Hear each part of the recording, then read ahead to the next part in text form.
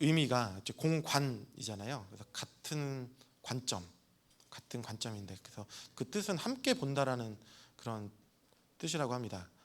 그래서 그것은 함께 본다. 그럼 뭘 함께 보냐? 같은 생각을 가지고 같은 걸 뭔가 볼 텐데, 이제 그것은 바로 예수님의 생애를 같은 견해를 가지고 같은 내용으로 기록한 것입니다. 그래서 공통적인 관점이라는 그런 의미가 있는 거죠. 그래서 여러분 다 잘 아시겠지만 이제 마태, 마가, 누가 복음을 공관복음이라고 하는 거죠. 여기서 요한복음은 이제 빠지는 거잖아요. 4대 복음서는 4가지 복음서가 있는데 그 중에서 공관복음이라고 하면 요한복음은 제외된 내용입니다. 그래서 요한복음과 비교했을 때 공관복음의 그 전에 그래서 이거는 이 단어는 이제 1774년 그리스 바하라는 독일의 학자에 의해서 명명이 됐다고 합니다. 예. 그래서 그 다음 보시면 그래서 공관복음서 좀 잘 안 보이시나요? 예. 보이시나요? 네. 그 공관복음서를 이제 요한복음과 비교한 거죠. 어쨌든 복음서들이니까 요한복음과 비교했을 때 3가지 이제 유사한 관점 때문에 이제 서로 간에 묶어서 이제 보통 얘기를 합니다. 그래서 구조, 내용, 어조적인 측면에서 보면 이제 구조적인 측면에서는 공관복음은 갈릴리를 시작해 북쪽 지방, 유대 지방과 예루살렘으로 이렇게 배경이 되고 있습니다. 그래서 예수님의 사역을 그런 요 지역에서 이제 활동하신 사역에 대해서 내용이 나와 있고요. 하지만 요한복음은 주기적으로 방문하신 그 사역을 중심으로 이렇게 구성되어 있습니다. 내용상의 측면에서는 공관복음은 예수님의 치유, 귀신을 쫓아내고 비유로 가르치시고 그것을 중점을 두어서 이렇게 말씀을 해주시잖아요. 그리고 또 동일한 사건들이 공관복음 이 세 복음서 안에 이제 다수의 열거가 되고 있습니다.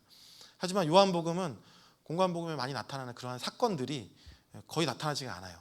대표적으로 뭐 제자를 파송했다거나, 그다음에 예수님이 변모한 사건, 그다음에 감람산에서 설교하신 거, 최후의 만찬 이런 것들이 나와 있지는 않아요. 요한복음에서는. 그리고 또한 어조적인 측면에서도 공관복음은 굉장히 강렬한 어조로 굉장히 정확하게 얘기합니다. 신속하게 강렬하게 얘기를 합니다.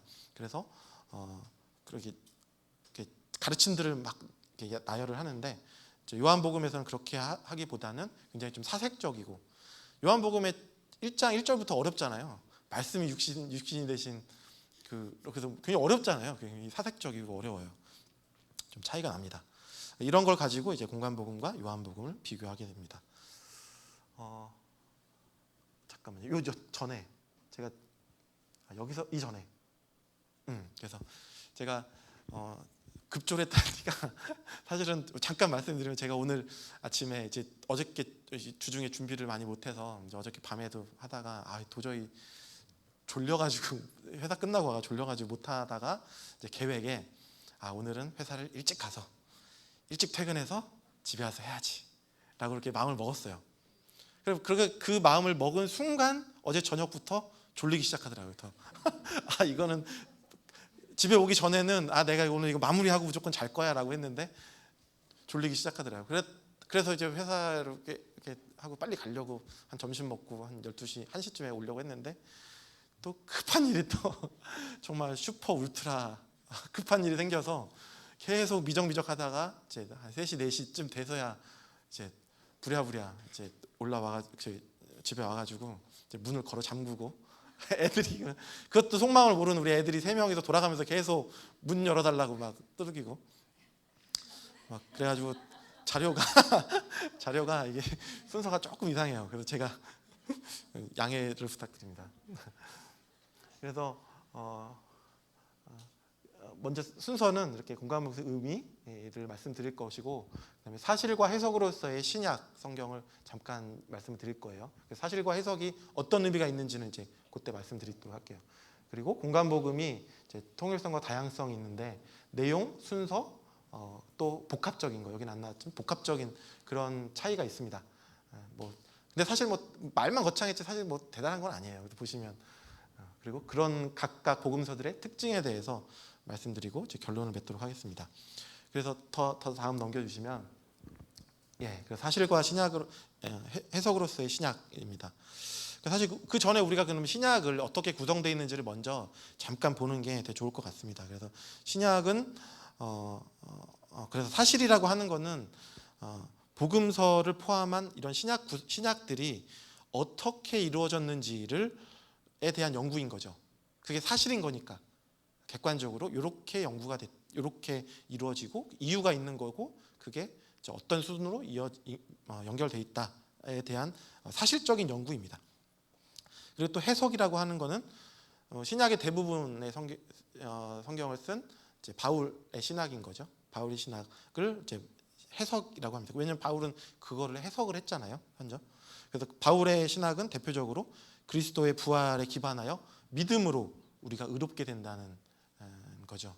사실 그거는 이제 야고보서랑 약간 차이가 있어요. 야고보서는 행동으로서 의롭게 된다라고 하는데 이제 바울은 그게 아니라 믿음으로써 의롭게 된다라고 얘기하는 것이죠. 이제 그게 이제 기독교의 큰 이제 두 개의 축의 교리가 되겠습니다. 그래서 신약을 보면 신약은 크게 이제 복음서, 사도행전, 서신서, 계시록 이렇게 네 파트로 구성되어 있잖아요. 복음서가 있고 서신서들이 쭉 나오고 사도행전이 크게 나오고 그 다음에 서신서들 나오고 맞아 요한계시록 이렇게 나오는데 요거를 줄이면 두 가지로 줄일 수 있어요. 그게 이제 복음과 서신서로 압축이 됩니다. 왜냐하면 사도행전 자체도 맨 처음에 교회의 성장과 그러니까 탄생과 성장을 다루고 있기 때문에 교회의 서신서들과 사실은 큰 범주로 보면 한데 묶을 수가 있어요. 묶을 수가 있고 그래서 복음과 서신서로 압축할 수 있습니다. 구약도 사실 마찬가지예요. 구약도 여러 가지 많이 있지만 이제 모세오경이라고 하는 대표적으로 모세하면 사실 율법과 동일하게 되잖아요. 그래서 모세오경과 선지자 뒤에 이제 우리 막 그 이스라엘이 막 힘들어질 때 그때 막 선지자들이 막 나오잖아요. 그래서 모세와 선지자라고 압축할 수 있습니다. 이거는 이제 누가복음 16장 29절에 이렇게 나와 있습니다. 그래서 모세오경 이건 율법인 거고 결국에는 구약은 율법과 선지자 이렇게 구성이 됩니다. 마찬가지로 신약도 복음서와 선지서 이렇게 구분됩니다. 서신서. 근데 그 서신서 자체가 이제 사도가 되는 거죠. 사도들이 막 작성을 했으니까. 그래서 율법은 복음과 대치가 되고 선지자는 사도가 대치가 됩니다. 그렇죠? 예, 다음. 예. 그래서 이거 사실은 좀 굉장히 적일 텐데 설명을 드리면 이게 신약 성경의 전체의 내용입니다. 잘 안 보이실 텐데 신약성의 전체 내용이 이렇게 나와 있습니다. 그래서 성자의 사역, 성령의 사역, 성부의 사역이라고 크게 이제 세 부분을 나눌 수 있고 성자의 사역에서는 이제 복음서들이 등장을 합니다. 요한복음, 누가복음, 마가복음, 공관복음이 있고 이렇게 등장을 하고 이제 사도행전, 그러니까 성령의 사역에서 이제 사도행전이 나오는 거죠. 그 사도행전이 성령의 사역이고 그것을 크게 이제 네 부분으로 나누면 기독론, 구원론, 교회론, 종말론 이렇게 해서 각각의 이제 주제들을 이제 각 서신서들과 이제 서신서들이 이렇게 채워 나가고 있습니다. 마지막엔 성부의 최종 사역은 당연히 요한계시록으로서 이제 마지막을 장식을 하게 되는 그러한 사역입니다. 예. 그러니까 제가 이거 말씀드린 이유는 이렇게 좀 큰 그림을 그리면서 이제 공간복음도 접근하기를 이제 바라는 이유입니다. 예.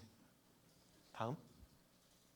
예, 그래서 시작으로 보면 신약 성경은 사실 역사적 기록을 연대적으로 순서대로 기록하지는 않았어요. 사실 구약도 그건 마찬가지잖아요. 구약도 선지서 같은 것들은 대선지도 소선지도 나눈 거는 정말 크기로 분량으로 이렇게 나눴잖아요. 그래서 그런 것처럼 전혀 역사적 기록의 순서로 나열되지는 않았습니다. 그래서 교회에 보낸 편지 가운데 가장 긴 로마서가 이제 제일 앞에 나옵니다. 사도행전 끝나고 로마서가 제일 앞에 나오고 그 뒤를 이어서 길이 순서대로 그것도 분량 길이 순서대로 고린도전서, 전후서, 갈라디아서, 에베소서, 빌립소서, 골로새서, 데살로니가 전후서가 쭉쭉 나옵니다. 그 다음에 개인에게 이건 교회에 보낸 편지가 얘네들이고 그 다음이 개인에게 보낸 목회 서신서가 그 뒤를 이어서 나오고 그것도 역시 길이 순서대로 디모데 전서, 디도서, 빌레몬서 이렇게 나오고 그 다음 이제 교회, 개인, 그 다음에 공통 공통 서신서가 쭉 나옵니다. 그래서 히브리서, 이것도 역시 또 길이 순서대로 히브리서, 야고보서, 베드로전서, 요한 1, 2, 3서, 유다서 이렇게 나옵니다. 하지만 복음서는 서신서 배열 원칙을 적용하지 않았습니다. 가장 긴 책은 누가복음인데 가장 먼저 등장한 것은 마태복음인 거죠. 그래서 이에 원칙이 적용되지가 않아요. 그렇다고 해서 복음서가 연대적으로 순서를 따졌냐? 또 그렇지도 않아요. 사실 정경으로 확정되기 전까지는 얘네들의 순서가 막 뒤죽박죽이었어요. 일정하지도 않았어요. 그래서 크게 보면 이제 테르툴리아누스, 터툴리안이라고 보통 얘기하는 이제 그 삼위일체론을 강조하신 만드신 그 분은 마태, 요한, 누가, 마가 순으로 마태, 요한, 누가, 마가 순으로 이렇게 했어요. 가만히 보면은 이거는 다분히 사도 우선주의예요. 사도 우선주의. 마태, 요한, 마가, 누가. 그죠? 사도는 마태와 요한이잖아요. 사도 저작 우선주의를 채택을 했고, 지금의 우리가 알고 있는 마태, 마가, 누가, 요한은 이레네우스 때부터 이제 점차 이렇게 받아들여지기 시작했다고 합니다. 그래서 그러면 생각해 볼 게 왜 다음으로 보면, 그러면 왜 최초로 기록된 책도 아니고 가장 긴 책도 아닌 마태복음이 가장 앞에 등장할까라고 하는 생각이 들 수가 있는 거예요. 많이 힘드시죠? 내용이 그래서 아주 스피드 있게 좀 나가도록 하겠습니다. 저한테 주어진 시간은 40분이에요. 그래서 스피드 있게. 자, 다음 눌러주시면 이유가 이런 거예요. 마태복음이 사실 가장 구약적인 특징을 지니고 있기 때문입니다. 그래서 구약 인용이 안 보이나요? 우리 정모 형제와 덕용 형제가 보이도록. 여기만 보시면 돼요. 저를 안 보셔도 돼요. 그래서 마태복음이 가장 구약적인 거예요. 구약 인용이 41회가 등장합니다. 그리고 마가누가는 20회가 등장을 하고, 사실은 어떻게 보면은 그게 신약으로 넘어가는 과도기적으로 굉장히 적합하기 때문에 마태복음이 다른 순서보다 제일 앞에 위치하는 그러한 위치에 있는 그 복음서입니다. 예.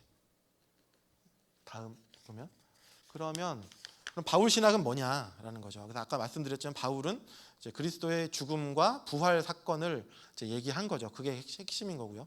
말씀이나 사실 교훈이 아니에요. 바울은. 그죠? 그럼 바울 쓴 서신서에 그럼 예수님의 말씀이나 직접 말씀이나 행적 어떻게 하셨다? 이걸 인용하는 부분이 사실 거의 없어요. 굉장히 놀라운 거죠. 바울 서신서에는, 바울 신학에는 그렇게 많지가 않아요. 없다기보다는 많지가 않다는 거죠. 그것은 어떻게 보면은 그냥 아마도 바울은 예수님을 직접 말씀을 듣지를 않고 부활하신 주님을 만났기 때문에, 해석했기 때문에 그게 더 중요한 거지, 이렇게 말씀이나 직접 행동을 막 굳이 쓸 이유는 없었다는 거죠. 그래서 어떻게 보면은 예수님의 삶과 교훈이 뼈대라면 사실은 그 바울의 신학은 우리한테 겉으로 드러나 보이는 살과 같은 거인 거죠. 그러니까 사실 뼈가 중요하긴 하지만 그 뼈만으로는 그 형체를 알아볼 수가 없잖아요. 제 엑스레이, 전신 엑스레이 사진 딱 찍어놓고서 이게 누굴까요라고 하면 모르잖아요. 그죠? 그것처럼 형체를 알아볼 수가 없는 거죠. 그래서 예수 그리스도의 사역과 교훈이라는 그 뼈대 위에 이제 기독교라는 이제 바울이 이렇게 커다란 집을 지은 것이었습니다. 네, 다음. 그럼 두 번째 질문. 공간복음의 교리적 해석이 절제되고 있는가? 왜 절제되고 있는가? 왜라는 게 빠졌네요. 왜 절제되고 있을까요? 공간복음에서는. 이게 사실은 이게 큰 줄기로 생각해 보시면 돼요. 이것은 바로 짠. 저자들의 해석에, 사실 저자들이 해석에 관심을 두지는 않았어요. 저자들이. 왜냐하면 저기 바울 서신보다 사실 이게 그 복음서들이 다 늦게 기술됐어요. 그렇기 때문에 이미 다 교리가 바울에 의해서 다 완전하게 다 풀어진 상태인데, 굳이 내가 복음서를 쓰면서 막 이게 어떤 이 말씀이 어떠니, 어떻게 교회가 어떠니, 제자도가 어떠니, 이런 말 할 필요가 없는 거예요. 그래서 저자들이 사실 해석에 관심을 두지 않았고, 그만큼 충분했기 때문에 교리적 해석이 없습니다. 하지만 그렇다고 해서 그러면 해석이 없냐? 아닌 거죠. 4개의 복음서가 이미 그런 해석을 깔아놓고 있는 거죠. 그 이유는 이제 계속 들어보시면 이제 제가 뒤에 이제 후반부에 나올 이유가 나오게 됩니다. 네, 다음. 그래서 고린도전서 15장 3절 4절에 보면은 이제 그런 것들이 사실 이런 그러면 그냥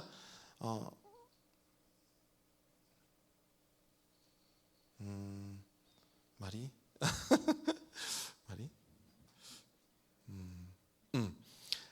이런 것들은 그러면 그 바울이 서신서를 쓸 때 그럼 이거를 그냥 썼을까? 그냥 막 썼을까? 그게 아니라는 거예요. 바울도 자기 서신서를 작성할 때 그 당시에 구전되는 구전이나 아니면 이제 단편적으로 내려오는 그런 이렇게 보는 자료들 있잖아요. 그런 자료들을 가지고 이제 바울도 사용했다는 거죠. 그게 이제 고린도전서 15장 3절에 보면 이제 하이라이트된 나도 전에 받은 거예요. 그리고 두 번째, 다음 성찬식 하는 것도 이제 내가 여러분에게 전해준 것은 이렇게 해서 이런 거다. 이렇게 얘기를 하고 있는 거죠. 그래서 바울도 바울 서신서들이 작성될 때도 일부는 구전되거나 단편된 자료들을 이렇게 내려오고 있었을 것이다라고 이제 생각을 할 수가 있습니다. 자, 다음 볼까요? 그러면 이것도 역시 안 보이는데 이건 제가 좀 성경 이거 나열을 해봤어요. 그래서 밖에 있는 그림인데 조금 제가 수정도 하고 해서 말씀을 드리면 이제 제일 위에 있는 것이 이제 시간의 순서인 거죠. 이제 AD 30년부터 시작해서 쭉 지나가는 거고 이제 30년에 이제 성령님이 오셨고 예수님이 이제 이미 돌아가셨고 성령님과 스데반의 순교가 됐고 34년과 35년 사이에 바울이 회심을 했고 그때부터 이제 교회가 형성되기 시작해서 사도행전. 그러니까 이거 사실은 사도행전의 역사. 아까 말씀드린 사도행전의 역사가 있었잖아요. 여기 기둥 이렇게 화살표 쭉 올라가 있는 거. 그거가 이제 쭉 이어집니다. 그래서 1차 여행, 2차 여행, 3차 여행, 4차 그다음에 바울 임시 석방됐을 때 그때의 얘기들을 기록하고 있습니다. 그래서 서신서들이 이거 색깔은 큰 의미 없어요. 이건 그냥 구분하려고 색깔을 지은 거고요. 그래서 갈라디아서부터 시작해서 이렇게 해서 복음서가 어디에 위치하냐? 여기에 위치하는 거죠. 마가복음, 마태복음, 누가복음, 요한복음. 물론 우리들은 마가복음이 제일 앞에 있다라고 이제 많은 사람들이 이제 그렇게 생각을 하고 있는데 다르게 주장하는 사람들도 있어요. 마태복음이 더 앞이다라고 주장하는 사람도 있지만 근데 대부분 많은 학자분들이 이제 마가복음이 더 앞에 있다라고 얘기를 하고 있습니다. 저거는 그런 의미고요.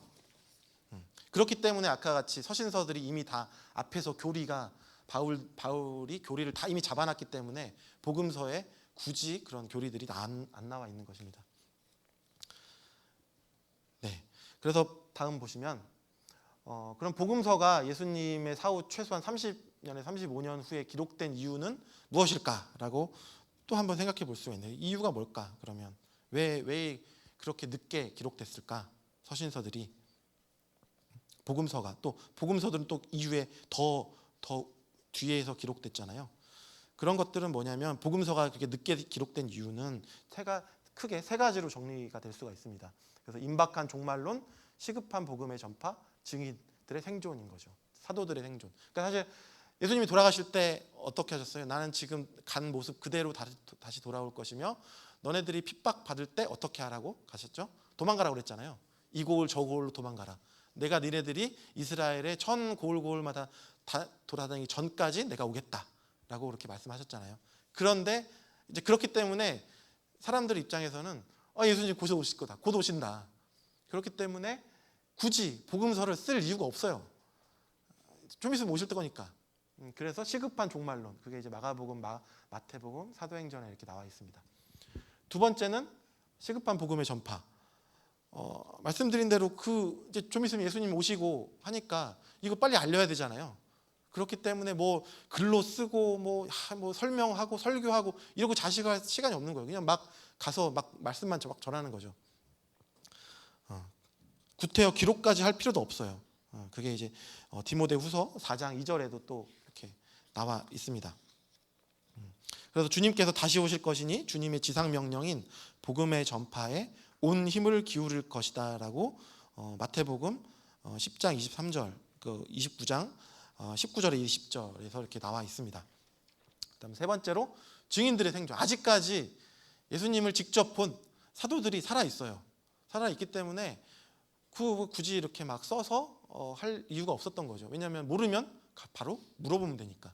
그렇죠. 그 괜히 썼다가 사도가 그거 아니야라고 해보면 바로 또 내쳐지잖아요. 그래서 증인들이 아직까지 생존하고 있다는 거죠.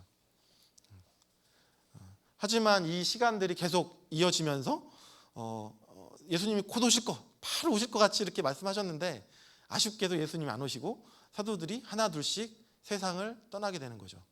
하나 둘씩. 그래서 약속하신 종말이 이르지 않자 비로소 초대교회는 주님의 사역과 교훈을 글로 기록해야 될 필요성이 생긴 거죠. 예수님이 안 오시니까. 그죠?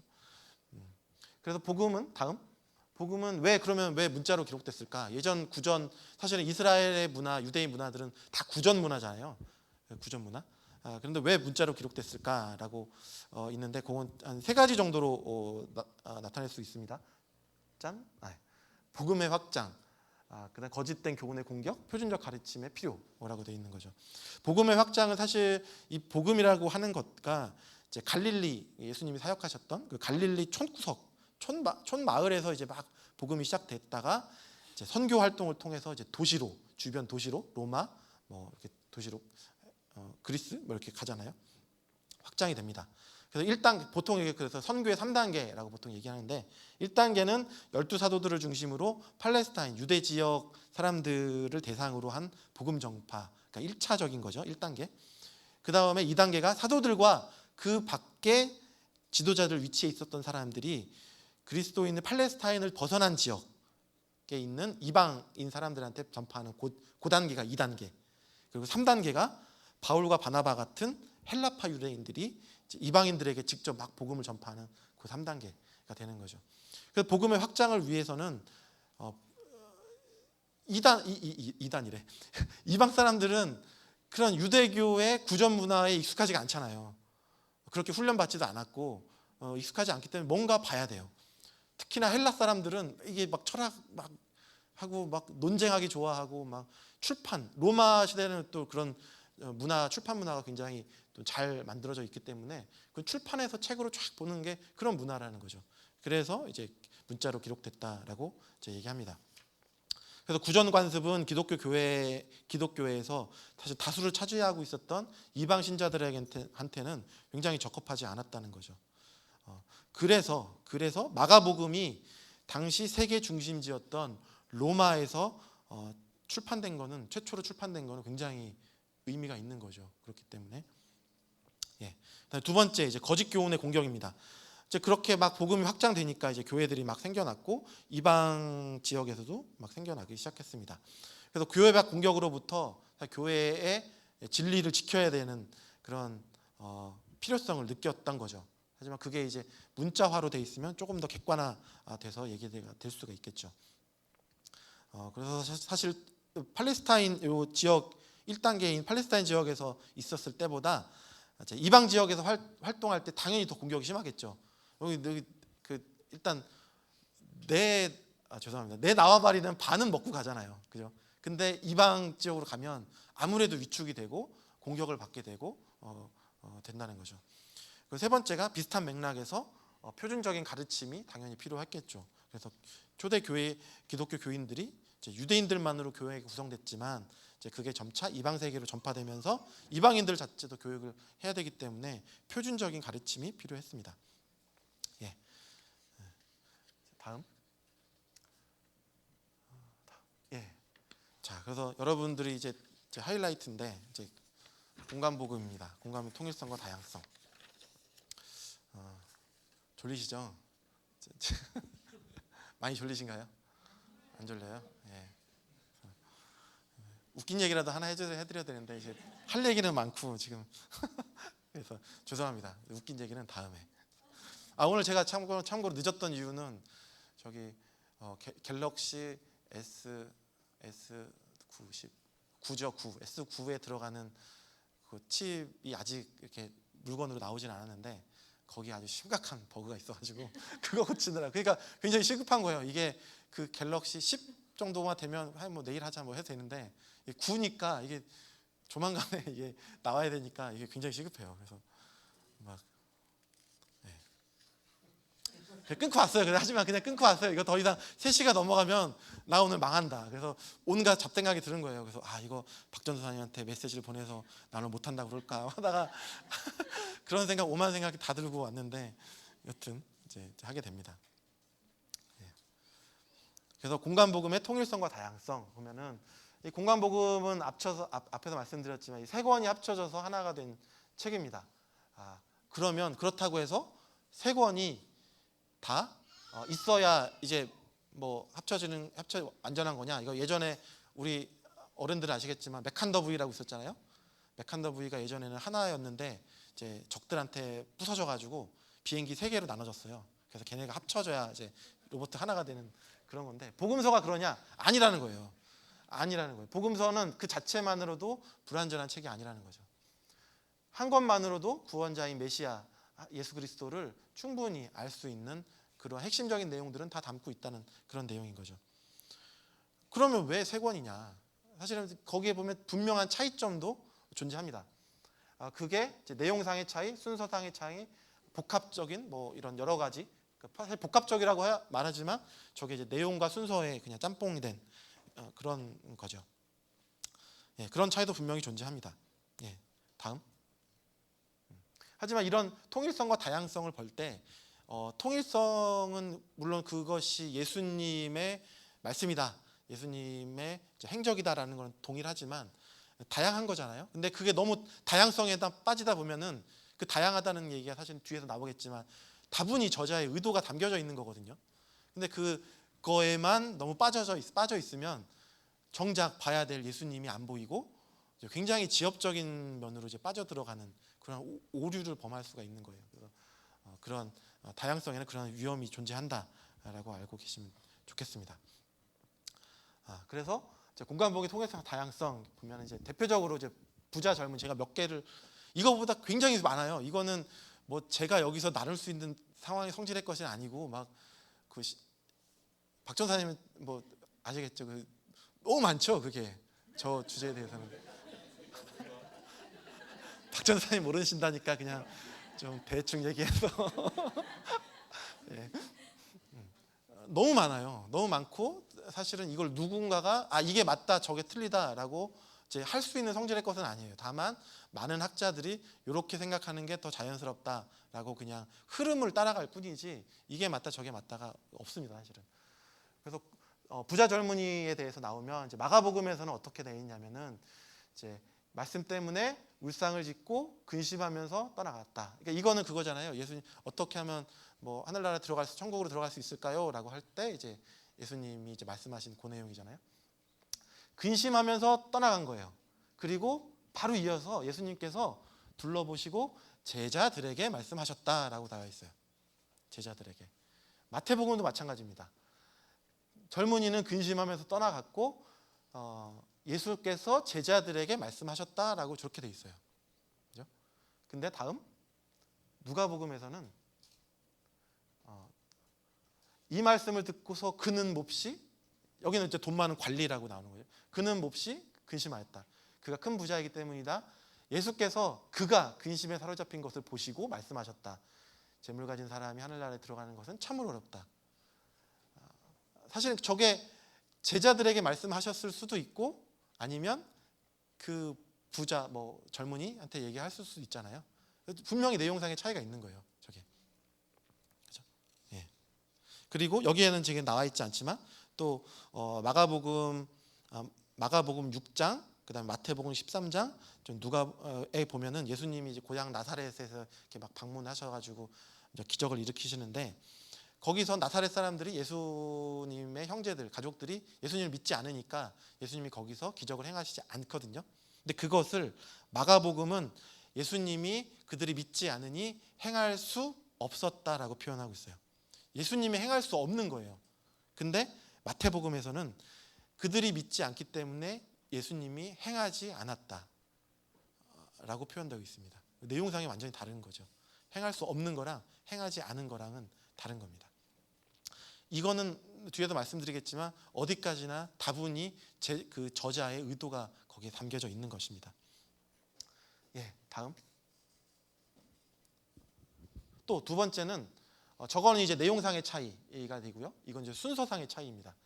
베드로의 장모님이 이제 치유되는 사건인데, 이제 마가복음과 마태복음에서는 순서가 제자들에게 최초의 부르심 사건이 이렇게 있었고, 그 뒤에 장모의 치유 사건이 이렇게 뒤에 나옵니다. 바로 나옵니다. 그런데 이제 누가복음에서는 장모의 치유 사건이 먼저 나오고 제자들의 부르심 사건이 나중에 나옵니다. 그러니까 저게 사실은 저게 뭐가 대단한 거냐, 뭐 그럴 수 있지 뭐라고 생각할 수 있는데, 이제 내용을 보면 다음 보시면 그래서 누가복음이 다르잖아요. 그 누가복음 바로 그 말씀 이어서 보면은 이렇게 돼 있어요. 그들은 배를 무태 댄 뒤 모든 것을 버려두고 예수를 따라갔다. 제자를 부르신 다음에 거기다 보면 모든 것이라는 거예요. 모든 것. 만약에 여기서 베드로도 사실은 자기가 이제 어쨌든 쉽게 말해 우리로 따지면 사회생활을 해야 되잖아요. 믿음 생활도 해야 되지만 자기가 사위로서의 해야 될 책무가 있는 거예요. 그런데 장모가 막 아파가지고 막 이러고 있는데 가서 막 사역하고 있다고 하면은 이게 조금 안 맞아요. 왜냐하면 이것도 돌봐야 되니까.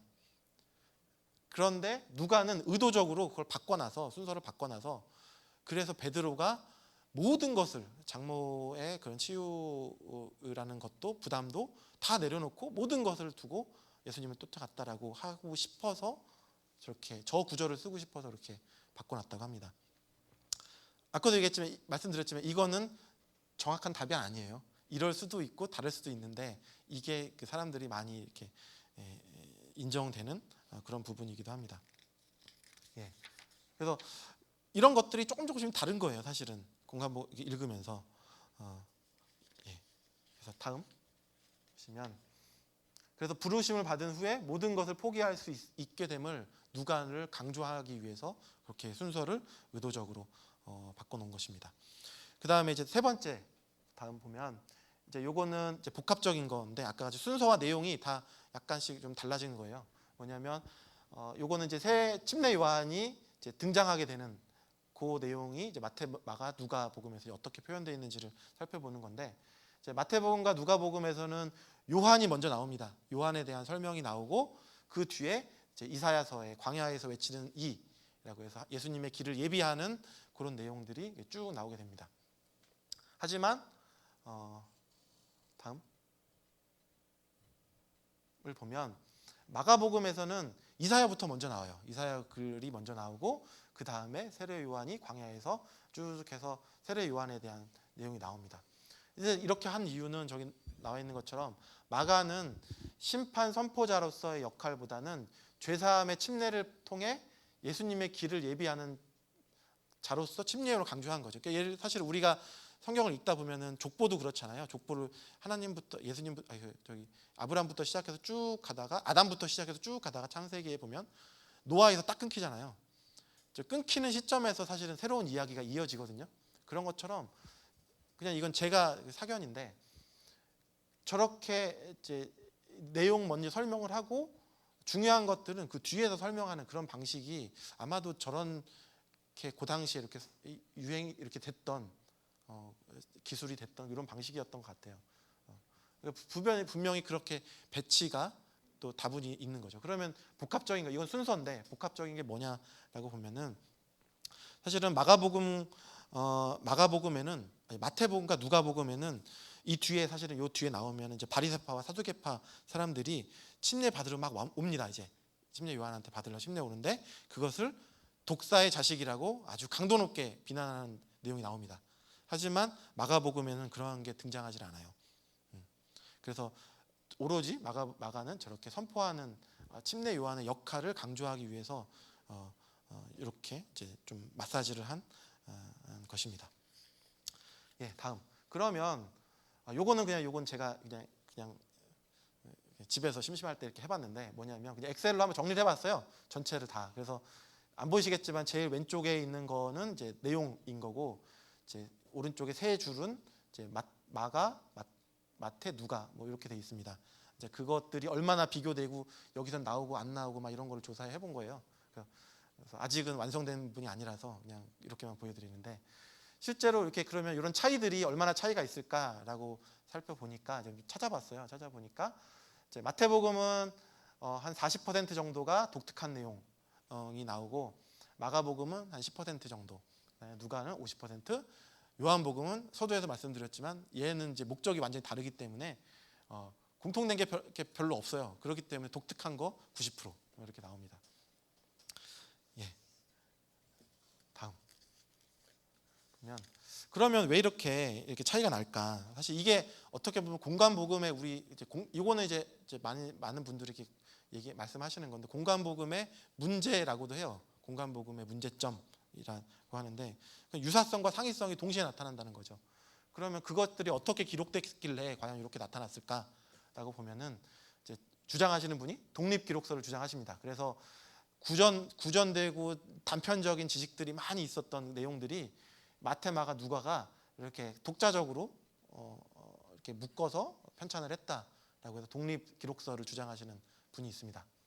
그게 이제 하나이고, 또 하나는 다음 상호 의존설이 있습니다. 이거는 이제 마태우선설, 마가우선설, 아까 말씀드린 대로 그 표에서 이제 나와 있잖아요.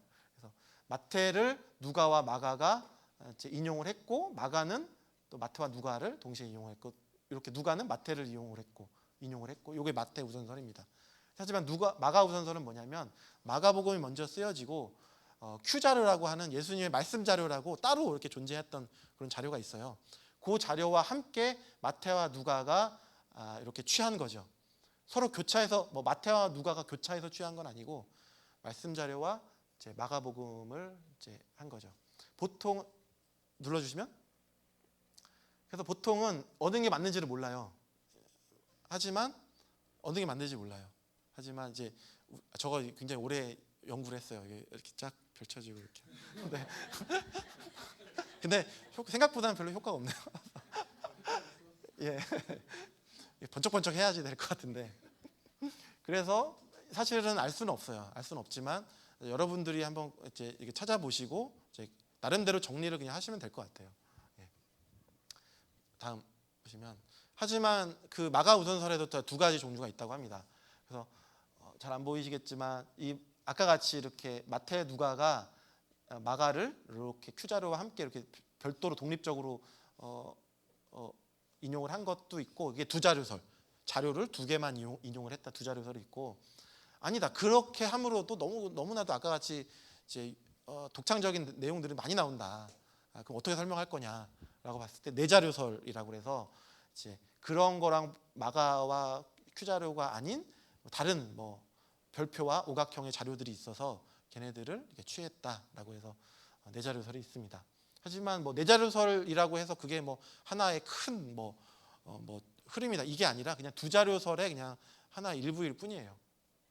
예, 이렇게 되어 있습니다. 그래서 저는 그냥 개인적인 생각에 마가 우선설이 더 맞는 것 같아요. 네, 박준사님은 어떻게? 네.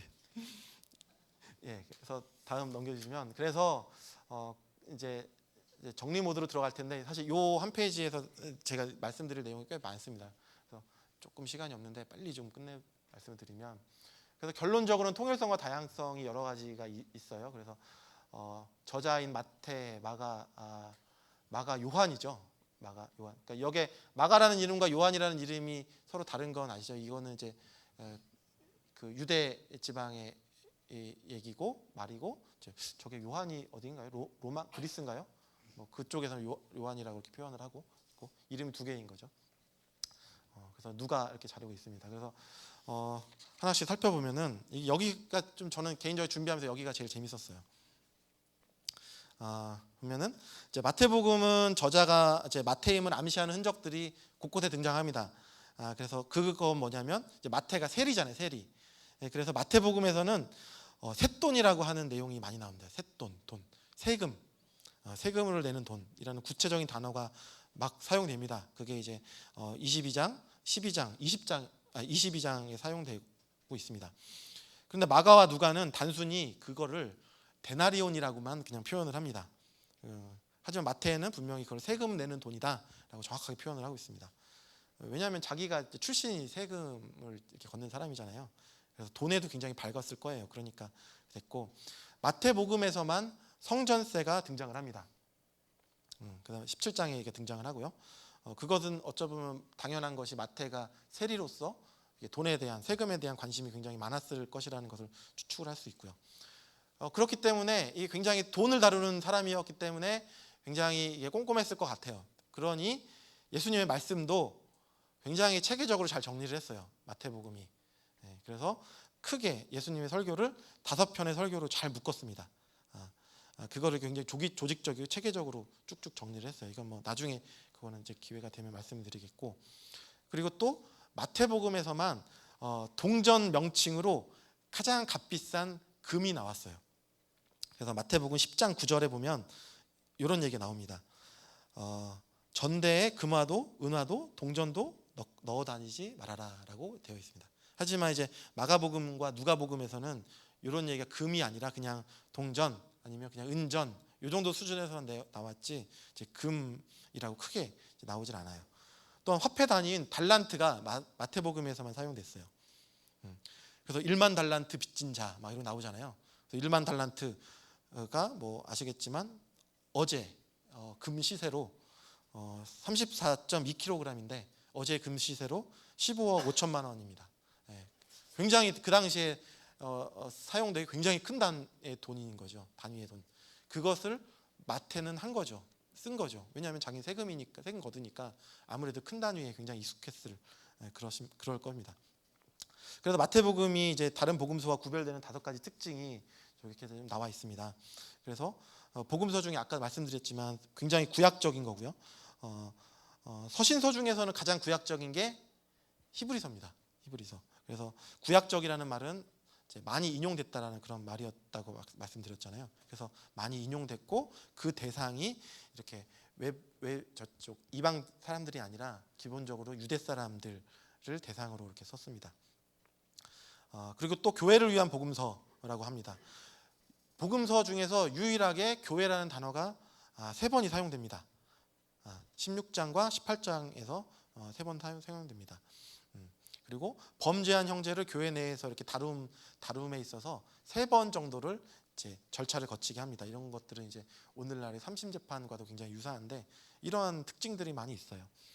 그리고 또 보수주의와 보편주의가 조화를 이룬다. 이거 굉장히 특수주의와 보편주의 굉장히 어려운 말인데, 특수주의는 예를 들어서 유대인들만을 위한 내용이라고 생각하시면 되고, 이제 보편주의는 이제 말 그대로 이방인들을 위한 내용.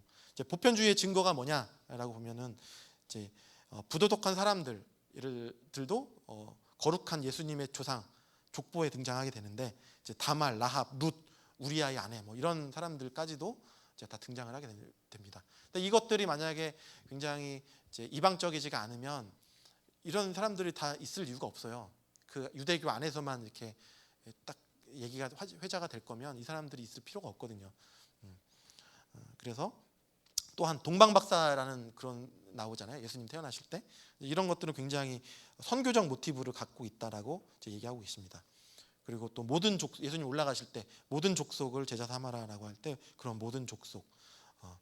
또 더군다나 또 사복음서 중에 유일하게 이방 땅 이집트로 피난할 때 하신 예수님의 가족들 이런 내용들도 나오고 있고, 아까 또 말씀드린 설교 말씀이 굉장히 체계적으로 정리되어 있기 때문에 굉장히 교육적입니다. 그런 특징들이 있어요. 넘어가라. 그래서 아까 말씀드린 5가지 정리가 됐다는 게 이제 뭐 산상설교, 파송설교, 그러니까 전도설교죠. 그다음에 천국 비유설교, 교회 설교, 종말론적 설교. 요 5가지 설교가 5장부터 25장까지 차례대로 정리가 되어 있습니다.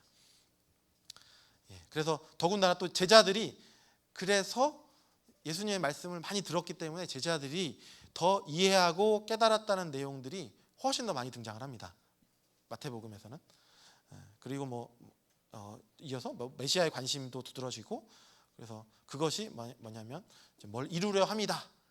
하나님께서 이렇게 예수님께서 이렇게 이루려 합니다. 이런 말들이 이제 41회가 등장을 합니다. 그런 말들. 그다음에 종말론, 뭐 이런 부가 굉장히 큰 거죠. 천국 비유, 가라지 비유 이런 것들이 다 그 종말론적인 그런 세계관을 가지고 있습니다. 그래서 이제 이른바 이제 작은 계시록이다라고 해서 이제 마태복음을 그렇게 얘기하고 있습니다.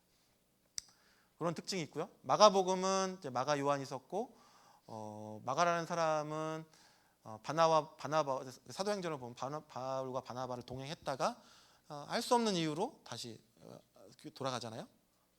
예루살렘으로. 굉장히 문제가 있을 것 같아요. 두 사도들을 이렇게 대단한 사도들을 갈라놓을 만큼의 이게 뭐가 문제가 생겼는지 하여튼 그런 문제였을 것 같아요. 그래서 출신은 뭐 유대인이고 이제 원 독자는 이제 나중에 알고 이렇게 좀 정리를 하다 보면 이게 로마를 대상으로 이제 작성이 된 거고 사실은 마가복음이 저자라고 하는 거는 마가복음에는 나와 있지가 않습니다. 근데 하지만 복음서에는 우리가 알 수 없는 이렇게 원서를 이렇게 보면은 표제어가 또 있대요. 표제, 그러니까 타이틀이 있는 거죠. 그런 타이틀에 마태의 복음, 누가의 복음, 마가의 복음이라고 이렇게 표제가 되어 있고 그것들이 이제 통용이 됐다고 합니다. 그래서 마가는 로마식 이름이고 요한은 히브리식 이름이 요한입니다. 이렇게 사용되어 있습니다. 그래서 마가에 대해서 좀 더 설명을 드리면 이제 마가는 예루살렘 출신이고 어머니가 마리아라고 합니다. 이거 참 이런 것들이 참 성경을 참 이해하기 굉장히 힘들어요. 이게 또 마리아가 또 등장했어요. 그리고 요한만 사실은 5명입니다. 성경에서 요한만 5명이에요. 그래서 침례 요한, 사도 요한, 마가 요한, 베드로의 아버지 또 요한 있고 산헤드린 공회 의원도 요한이에요. 그래서 5명 있고 또 예수님의 제자들 중에서 이런 게 더 많잖아요. 야고보도 있잖아요. 야고보. 세베대의 아들 야고보, 알페아의 아들 야고보도 있고 예수님의 동생도 야고보서를 지은 예수님의 동생도 야고보. 이제 최고의 막장은 야고보의 아들이 유다예요. 또 유다. 그래서 너무 헷갈리는 거예요. 이거 막 이렇게. 그래서 성경을 많이 봐야겠다라는 그런 말을 생각을 합니다. 사실 제가 정리하면서 이런 말을 이제 여러분들 졸리실 때 이제 하려고 했는데 안 웃으셔서 좀 썰렁합니다. 그래서 좀 빨리 하도록 하겠습니다. 그런 특징이 있고 그래서 마가가 이제 바울과 바나바 1차 선교행 때 수행 비서로 활동했다가 이제 다시 예루살렘 돌아갔잖아요. 근데 그게 이제 마가를 동행하는 문제로 바울과 바나바가 크게 갈라졌고 나중에는 이제 마가의 행동을 보고 이제 인정을 하게 된 거죠. 어떻게 보면은 이제 마가가 그런 면을 봤었을 때는 마가라는 어떤 사람인지를 조금 우리가 좀 살펴보면은 왜 특징이 저렇게 나와 있는지를 좀 알 수 있을 것 같아요. 그래서 복음서 가운데 최초로 기록됐고 예수님에 관한 단편적인 이야기와 사건들, 교훈들이 모두 최초로 연결시켜서 하나의 형태로 저술됐다라는 게 이제 특징입니다. 그리고 표현에 있어서 특징으로 보면 표현에 있어서 굉장히 원색적인 표현이 굉장히 많이 등장합니다. 예수님이 침례 후 물에서 올라올 때 하늘이 찢어졌다라는 표현을 씁니다.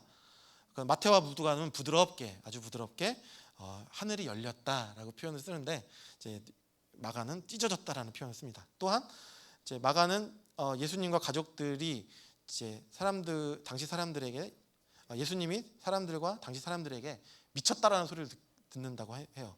미쳤다라는 표현. 근데 사실 마태와 누가에서는 이런 거친 표현이 없어요. 그리고 주님의 고향, 주님 나사렛으로 방문을 했을 때 이제 아까 말씀드린 대로 이제 이거는 이제 죄송합니다.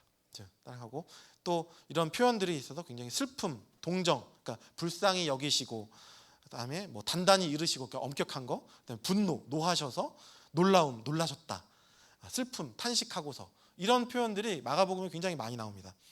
그리고 또 마가는 행동적인 복음서라고 표현을 하고 있어요. 그래서 주님의 말씀, 주기도문이 산상 설교 같은 비유 같은 말씀도 적고 정작 선생으로 표현하는 데는 굉장히 많는데 정작 선생으로서 예수님이 우리한테 가르쳐 주신 그런 말들은 마가복음에 별로 나와 있지는 않아요. 그래서 사실은 그 마가복음은 뭐냐면 그런 말인 교육적인 가르침보다는 행동으로 몸으로 가르치신 것이다라고 보통 우리가 알고 있습니다. 그리고 이제 표현 자체가 굉장히 아까도 거칠다고 그랬잖아요. 거칠다. 근데 이런 표현도 굉장히 시간을 봤을 때 굉장히 빠르게 지나갑니다. 곧이라는 단어가 굉장히 많이 쓰이고 옛날에 과거에 뭐 했었다라고 한 거를 5분 안에 끝내도록 하겠습니다. 한 거를 이렇게 뭐 현재형으로 막 표현하는 이런 것도 굉장히 많이 있습니다. 그리고 예수님의 순환의 복음서라고 해서 이 땅에 오신 목적을 굉장히 강조한 거죠. 예.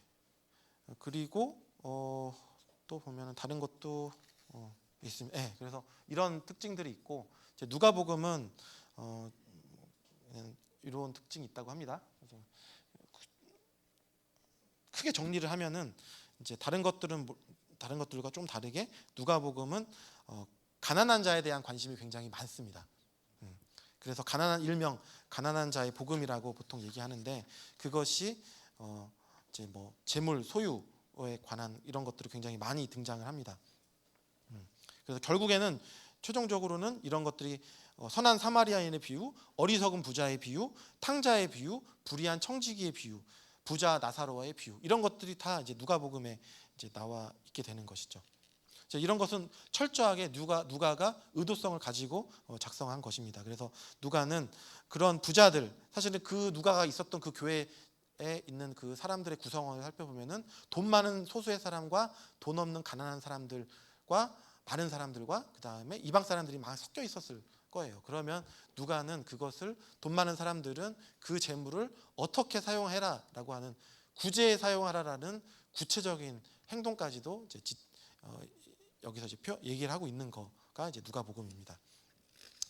예, 말씀을 정리를 하면 사실은 이렇게 있는 이유가 그것을 우리가 약간의 특징을 알고 이게 이런 의도로 저자가 썼구나라는 걸 알면 통일성과 다양성을 가지고 보면 조금 더 다양한 시각이 보일 수도 있고 또 하나는 이제 우리가 뭐 다른 사람한테 뭐 성경 공부를 할 때 뭐 이렇게 막 돈이 없어서 막 굉장히 힘들어 재정적으로 힘든 분한테는 예를 들어 뭐 누가복음을 뭐 먼저 읽힌다랄지 이렇게 좀 약간의 의도성을 가지고 대할 수가 있을 것 같아요.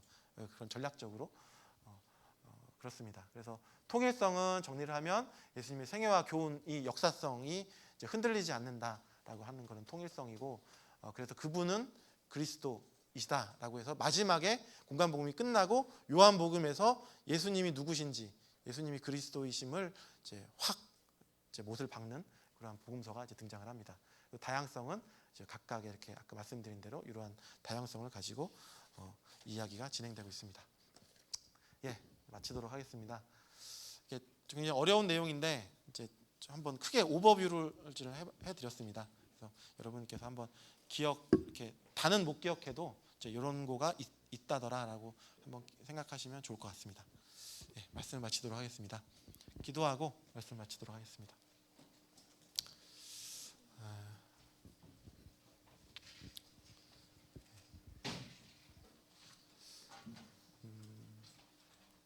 하나님,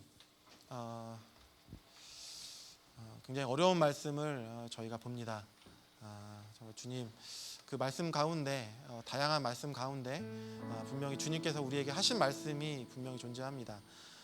주님은 살아계시고 역사하시는 그 분, 유일한 통일성을 가지신 유일한 분이심을 우리가 알고 있지만 주님께서 그 한 복음서 안에 다 말씀하시지 못한 말씀을 우리에게 4가지 복음서에 대해서 우리에게 주셨습니다. 그 4가지 복음서를 가지고 우리가 주님의 말씀을 좀 더 분명하게 이해할 수 있기를 바랍니다. 주님 부족하지만 우리가 하나하나 배워갈 때 주님 큰 은혜 내려주시고 성령님이 우리와 함께 하셔서 저희의 지혜가 무궁무진하게 자랄 수 있도록 주님 역사하십시오. 감사합니다. 예수님의 이름으로 기도드렸습니다.